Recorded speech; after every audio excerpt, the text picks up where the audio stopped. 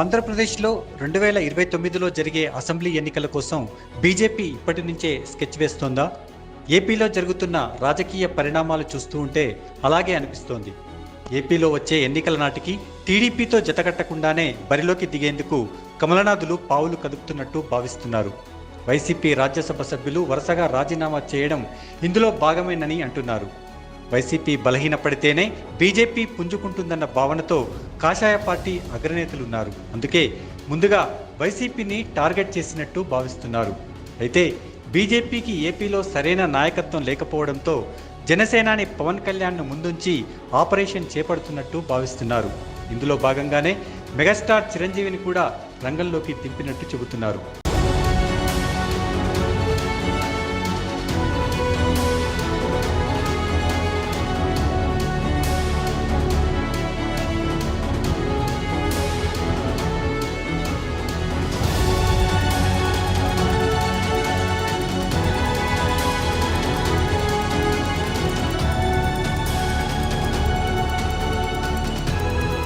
చిరంజీవికి mega offer ఇచ్చిన BJP నేతలు పవన్ కళ్యాణ్కు మరో కీలక బాధ్యత అప్పగించినట్టు తెలుస్తోంది. వీరిద్దరూ తమకు అండగా ఉంటే ఇక ఏపీలో తిరుగుండదన్నది మోడీ షాల ఆలోచనగా ఉందని తెలుస్తోంది. టీడీపీకి ఒక సామాజిక వర్గం, వైసీపీకి మరో బలమైన సామాజిక వర్గం అండగా ఉంటూ వస్తున్నాయి.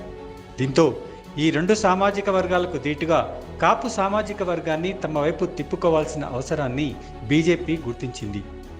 చిరంజీవి, పవన్ వల్ల ఏపీలో బలమైన కాపు సామాజిక వర్గం తమ వైపు ఉంటుందని బీజేపీ నేతలు ధీమాగా ఉన్నారు.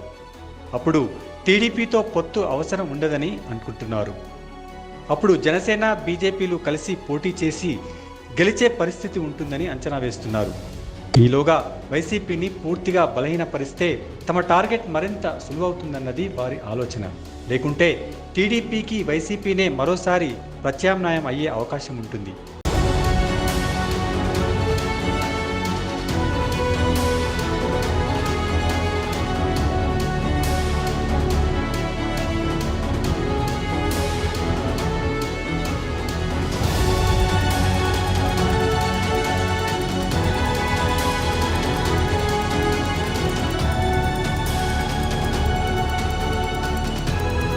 అందుకే వీలైనంత త్వరగా వైసీపీలోని కీలక నేతలు ఆ పార్టీకి దూరం అయ్యేలా బీజేపీ నేతలు పావులు కలుపుతున్నారు. ఇందులో భాగంగానే ముందుగా రాజ్యసభ సభ్యులను టార్గెట్ చేసినట్టు భావిస్తున్నారు. విజయసాయిరెడ్డి లాంటి కీలక నేతలు పార్టీకి దూరమైతే వైసీపీ శ్రేణులు ఖచ్చితంగా డీలా పడతాయన్నది కమలనాథుల భావన. అందుకే తమకు సన్నిహితంగా ఉండే విజయసాయితో రాజీనామా చేయించారన్న ప్రచారం జరుగుతోంది.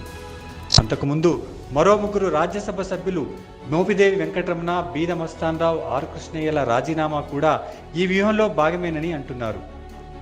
జగన్ బంధువు మాజీ మంత్రి బాలినేని శ్రీనివాసరెడ్డి జనసేనలోకి వెళ్లడం కూడా ఇలాంటిదేనని చెబుతున్నారు. ఇలా వైసీపీ నేతలను జనసేనలోకి కానీ బీజేపీలోకి కానీ లాగితే వచ్చే ఎన్నికల నాటికి వైసీపీ పూర్తిగా బలహీనపడుతుందన్నది బీజేపీ అగ్రనేతల అంచనా. అప్పుడు టీడీపీకి తామే ప్రత్యామ్నాయం అవుతామన్నది వారి ఆలోచనగా ఉందని విశ్లేషకులు భావిస్తున్నారు.